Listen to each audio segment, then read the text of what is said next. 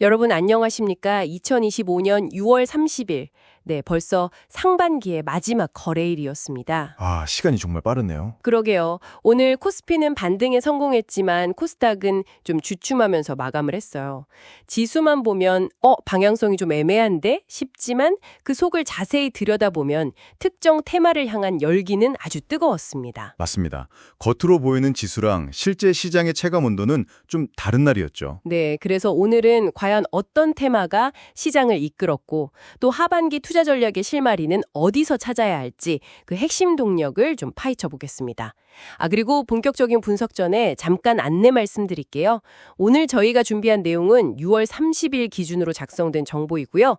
특정 종목을 추천하거나 투자를 권유하는 건 절대 아닙니다. 네, 맞습니다. 시장 분석에는 다양한 관점이 있을 수 있고 또 투자 결정에 따른 책임은 투자자 본인에게 있다는 점 항상 기억해 주시면 좋겠습니다. 자, 그럼 오늘 시장 큰 그림부터 한번 보죠. 코스피는 이틀간의 하락을 멈추고 다행히 0.52% 상승해서 3071.70에 마감했습니다. 네, 일단 반등은 했네요. 근데 코스닥은 좀 아쉬웠어요. 0.01% 하락, 그러니까 781.50인데 이건 거의 제자리 걸음이라고 봐야겠죠. 그렇죠. 보합권 마감이었죠. 수급을 보면 외국인이 코스피에서 6천억 원 넘게 꽤 많이 팔았어요. 네, 매도세가 계속 이어지는 모습이네요. 그런데 기관이 이걸 4,600억 원 이상 사주면서 지수 하락을 좀 막아줬습니다. 네, 기관의 매수세가 상당히 강하게 유입됐어요. 이게 좀 긍정적인 신호일 수도 있겠고요. 코스닥에서도 기관은 순매수를 했는데 이상하게 하락 종목 수가 상승 종목 수보다 더 많았다는 점이 좀 특징적이네요. 네, 이게 바로 말씀하신 그 체감 온도 차이죠. 지수는 버텼지만 개별 종목단에서는 좀 힘든 종목들이 많았다, 이렇게 해석할 수 있습니다. 6월 전체로 보면 코스피 월간 상승률이 꽤 높았는데 마지막 날은 외국인 매도와 기관 매수가 이렇게 엇갈리면서 약간 혼란스러운 모습을 보였어요. 네, 상반기 내내 그랬던 것처럼 종목별 차별화가 마지막 날까지도 아주 뚜렷했던 것 같습니다. 이런 엇갈린 흐름 속에서도 정말 유독 강하게 부각된 테마가 있었어요. 어떤 거죠? 바로 전력 설비 관련주입니다. 와, 오늘 정말 뜨거웠어요. 아, 전력 설비요? 네, 그 유럽연합, EU의 노후 전력망 교체 이슈도 있었고 또 인공지능, AI 확산되면서 전력 수요가 엄청 늘어날 거다. 이런 전망까지 겹치니까요. 그렇죠. 데이터 센터나 이런 것 때문에 전력 얘기가 계속 나오죠. 그래서 일진전기가 오늘 9% 넘게 급등했고요. LS 일렉트릭도 5% 가까이 올랐습니다. 새로운 강세 테마로 확 떠오르는 느낌이에요. 네, 맞습니다. 이 전력 설비 테마는 그냥 단기적인 이슈가 아니라 좀 구조적인 성장 스토리를 가지고 있다는 점에서 계속 주목할 필요가 있어 보입니다.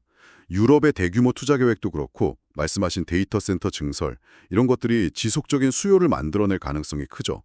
거기다 트럼프 대통령이 AI 전력 공급 지원 관련해서 행정명령 언급했다는 소식도 긍정적으로 작용한 것 같고요. 트럼프 대통령 발언까지요. 그럼 진짜 단기가 아니라 좀 길게 봐야 할 수도 있겠네요. 네, 그럴 가능성이 있습니다. 그리고 또 오늘 서울에 올해 첫 폭염주의보가 내렸잖아요. 네, 맞아요. 오늘 엄청 더웠어요. 그래서 그런지 파세코 같은 여름 테마주도 잠깐 주목을 받았습니다. 이건 계절적인 요인이 크다고 봐야겠죠. 그렇죠. 여름 테마는 늘 이맘때쯤 한 번씩 움직이니까요. 기존에 강했던 테마들도 여전히 힘을 내는 모습이었어요. K뷰티, 화장품주 열풍은 여전해서 잉글루드랩이 13% 넘게 올랐고요. 와, 잉글루드랩 상승세가 대단하네요. 그리고 트럼프 행정부가 요즘 계속 주목하고 있다는 알래스카 LNG, 즉 액화천연가스 관련주요. HD 현다비포가 오늘도 6% 가까이 오르면서 강세를 이어갔습니다. LNG 관련주는 정책적인 기대감이 계속 반영되는 것 같아요. 네, 그런 것 같습니다. 그리고 또 하나 흥미로운 게 네이버 웹툰이 프랑스 고속열차 테제베에 콘텐츠를 제공한다는 소식이 있었어요. 네. 기사 봤습니다. 이게 나오면서 대원미디어 같은 웹툰 관련주가 오늘 11% 넘게 급등했습니다. 새로운 재료가 또 나온 거죠. 네, K뷰티는 중국 관광객 회복 기대감에 더해서 콜마홀딩스 같은 경우는 미국 행동주의 펀드 관련해서 백기사 등장 가능성, 이런 개별적인 이슈도 좀 있었고요. LNG 관련주는 트럼프 대통령이 직접 챙긴다는 얘기가 나오니까 정치적인 불확실성이 상대적으로 좀 낮다, 이렇게 해석하는 시각도 있는 것 같습니다. 웹툰은 역시 해외 시장 개척이라는 스토리가 중요하게 작용한 것 같고요. 결국 시장은 계속해서 성장성이 보이거나 아니면 정책적인 모멘텀이 있는 쪽으로 돈이 몰리는 모습이네요. 네, 그렇죠. 뭔가 확실한 스토리가 있는 쪽을 선호하는 경향이 뚜렷합니다. 그런데 또 반대로 오늘 좀 분위기가 안 좋았던 쪽도 있었습니다. 오징어 게임 시즌 3에 대해서 해외 매체 혹평이 나왔다는 소식이 딱 전해지니까 와, 영상 콘텐츠주들이 그냥 직격탄을 맞았어요. 아, 그 소식이 영향을 많이 줬군요. 네.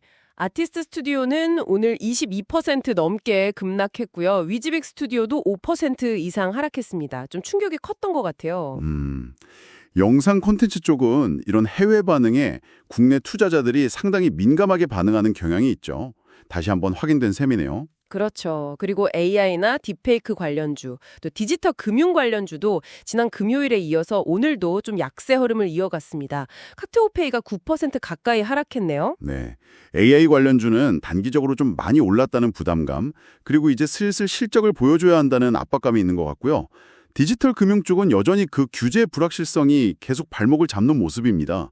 어제 약세 흐름이 오늘도 좀 이어진 거죠. 개별 종목들로 봐도 희비가 참 엇갈렸어요. 삼형식품은 계속 잘 나가서 시가총액 10조 원을 돌파하면서 오늘도 4.5% 넘게 올랐고요. 와, 삼형식품 정말 대단합니다. SK이노베이션은 하반기 실적 기대감 이런 것 때문에 오늘 무려 25%나 급등했습니다. 25%요? 와, 엄청나네요.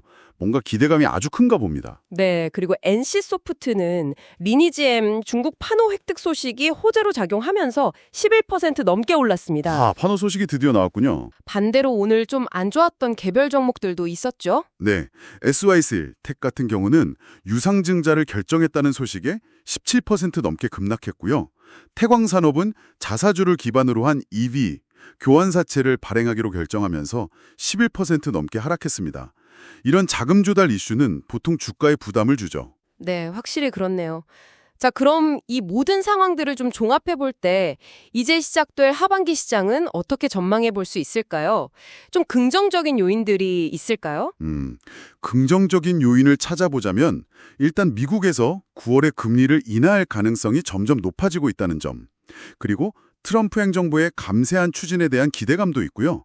또 국내 기업들의 실적 전망치 하향 조정이 어느 정도 마무리되어가는 국면이라는 분석도 있습니다. 아, 실적 바닥론 같은 거군요. 네, 그런 기대감이 좀 있죠. 그리고 아까 말씀드렸듯이 기관 수급이 좀 개선될 조짐을 보인다는 것도 긍정적으로 볼 수 있습니다. 그럼 좀 불안한 요인, 변수는 없을까요? 당연히 있죠. 일단 트럼프 리스크 그 자체. 예를 들어서 7월 9일 전후로 해서 또 어떤 강성 메시지가 나올지 모른다는 불확실성이 있고요. 아, 네. 그리고 외국인이 계속해서 이렇게 대규모로 순매도로 이어갈지 이것도 지켜봐야 합니다. 또 코스피가 단기적으로 좀 많이 오른 것에 대한 부담감도 분명히 존재하고요. 그렇군요. 긍정적인 면과 좀 우려되는 면이 같이 있네요. 그럼 이런 상황에서 투자 전략은 좀 어떻게 가져가는 게 좋을까요? 그래서 하반기에는 그 어느 때보다 옥석 가리기가 중요해질 것 같습니다. 무작정 따라가기보다는 선별적인 접근이 필요하다는 거죠. 예를 들면 중장기적인 성장성이 기대되는 아까 말씀드린 전력 인프라 관련주들, 일진전기나 LS 일렉트릭 같은 것들이요.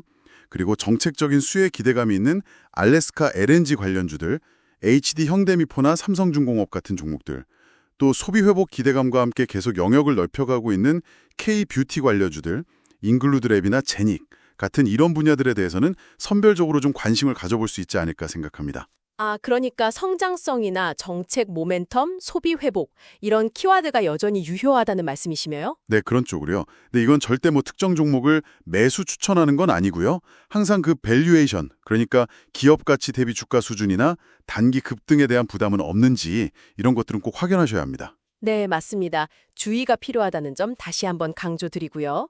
그럼 반대로 좀 조심해야 할 쪽은 어디일까요? 아무래도 오늘 좀 충격이 컸던 영상 컨텐츠주처럼 변동성이 갑자기 커진 테마들, 그리고 단기 급등 이후에 조정 가능성이 계속 제기되는 AI나 딥페이크 관련주들, 또 여전히 규제 이슈가 해소되지 않은 디지털 금융 관련주들은 당분간은 좀 보수적인 관점에서 접근하거나 아니면 시장 흐름을 좀 더 지켜보는 편이 낫지 않을까 싶습니다. 네, 이 역시 뭐 매도 권유 이런 게 아니라 위험 요인이 있으니 좀 주의하자는 차원으로 이해하면 되겠네요. 정확합니다. 위험 요인에 대한 주의 환기 차원으로 받아들여 주시면 좋겠습니다. 네, 알겠습니다. 2025년 상반기 마지막 거래일 시장은 코스피의 소폭 반등과 코스닥의 보합이라는 약간은 엇갈린 모습으로 마무리가 되었습니다. 6월 전체 성과는 참 좋았는데 마지막 날은 조금 아쉬움이 남네요. 네, 그랬죠? 뜨겁게 떠오른 전력 설비와 여름 테마, 그리고 꾸준히 강한 K-뷰티, 알래스카 LNG 같은 테마들이 시장을 이끈 반면에 영상 콘텐츠주의 급락이나 AI 관련주의 조정은 좀 부담으로 작용했습니다. 네. 하반기에는 글로벌 금리 인하 기대감이나 국내 기관 수급 개선 같은 긍정적인 요인도 있지만 동시에 트럼프 리스크나 외국인 매도세 같은 변수들도 분명히 남아 있습니다. 아마 당분간은 매물 소화 과정을 거치면서 새로운 시장 움직임이 나타날 텐데요. 그 과정에서 기관들의 수급 변화나 실적이 개선되는 업종에 좀 더 주목하면서 선별적인 대응 전략을 고민해 볼 시점이라고 생각합니다. 네, 결국은 실적과 수급이 중요하겠군요. 네, 오늘 저희가 전해드린 내용은 어디까지나 정보 제공을 목적으로 하고요. 투자에 대한 최종적인 판단과 책임은 투자자 여러분께 있다는 점 다시 한번 강조해서 말씀드립니다. 네, 오늘 분석은 여기까지 듣겠습니다. 감사합니다. 네, 감사합니다.